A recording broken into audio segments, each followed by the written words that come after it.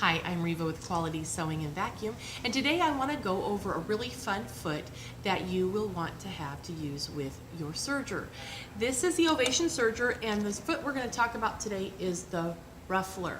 And this foot is awesome. Now, you might be thinking, I don't do little girls' clothes. I'm not going to make a ruffled skirt, but you can use it for home dec. You can use it for quilting. You can use it for a bunch of different things. And when I say quilting, I mean puffing strips. So don't think about putting your binding on with a ruffler. That would be a mess. But we're going to go over how to use this foot.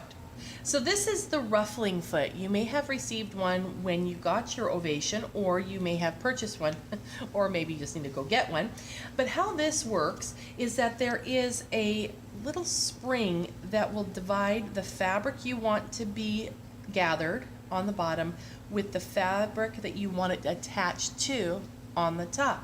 When you first get this, you want to kind of open up that spring a little bit so it's not so tight, because this spring is what helps the fabric feed through. So what I'm going to do here is I want to take off the foot that I have on the machine, and there's just simply a button you push and the foot drops off, and then I can just simply take this right off the machine. So we've snapped that one off, and so now all I'm going to do is pop the new one right in there and get it right underneath my little section here where the foot, this little part is what the foot attaches to. Put the foot down and it attaches right in. Since we opened up that spring, it might be a little bit tricky to get that in there, but that's okay. So on the right side of the machine here, you're going to notice this is where your settings for your differential feed are, and we want to push the lever all the way to the top so it will feed the fabric into the machine at a faster rate than it goes out. So here is what we're working with.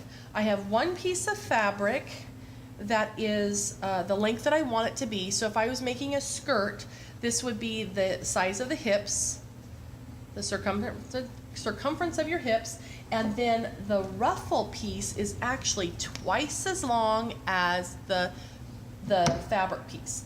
So I'm going to put my fabric right underneath my foot, so that way it will go underneath the needle, and it's underneath that spring that we talked about. So it's over here, and I am going to shorten my stitch length because that will help it ruffle more. And then I take my main body piece that I want the ruffle to be attached to, and I'm going to slide it into the top here, then put my foot down, and then as we sew, this is going to be gathered into that top piece. Make sure it's going.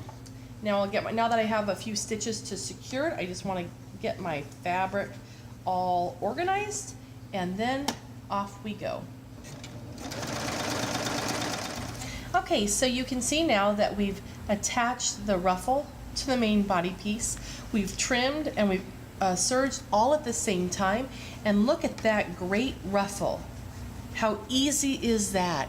You can do this in no time. So give this one a try. You're going to love making ruffles.